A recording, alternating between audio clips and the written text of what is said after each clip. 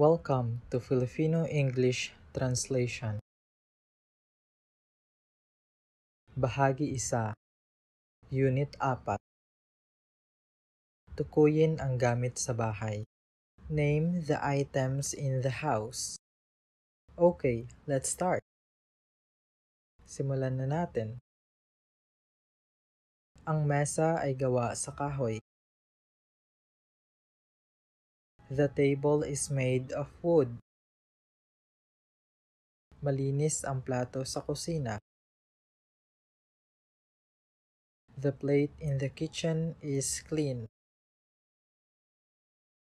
Nasa kwarto ang kama. The bed is in the bedroom. Ang kutsara ay nasa lamesa. The spoon is on the table. Gamitin mo ang upuan sa sala. Use the chair in the living room. Ang bintana ay bukas. The window is open. Nakaayos ang mga unan sa kama. The pillows are arranged on the bed. Ang ilaw sa kwarto ay maliwanag. The light in the room is bright. Hugasan mo ang baso pagkatapos gamitin. Wash the glass after using it. Ang kortina ay kulay asul.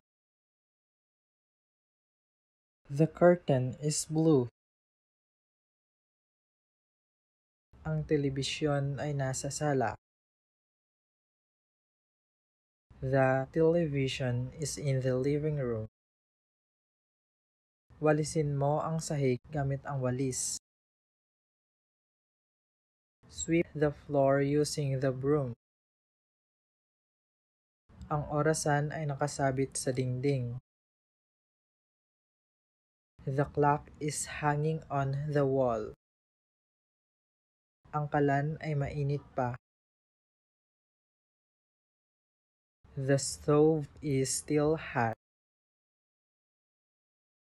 Lagyan mo ng tubig ang takore. Fill the kettle with water. Ang frigidaire ay puno ng pagkain.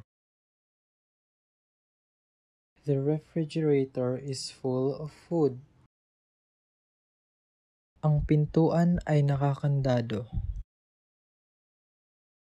The door is locked.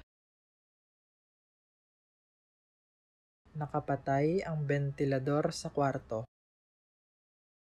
The fan in the room is turned off. Ilagay ang mga damit sa aparador. Put the clothes in the cabinet. Ang salamin ay malinis. The mirror is clean. That's all. Thank you for watching.